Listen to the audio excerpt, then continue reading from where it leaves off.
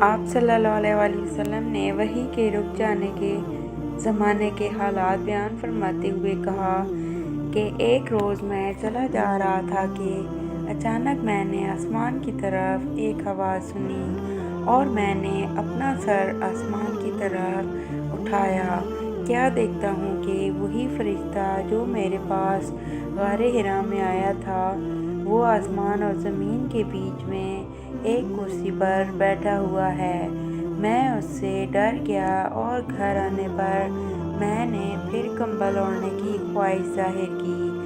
اس وقت اللہ پاک کی طرف سے یہ آیات نازل ہوئیں، اے لحاف اوڑھ کر لیٹنے والے، اٹھ کھڑا ہو اور لوگوں کو عذاب الہی سے ڈرا اور اپنے رب کی بڑائی بیان کر اور اپنے کپڑوں کو پاک صاف رکھ اور گندگی سے دور رہ۔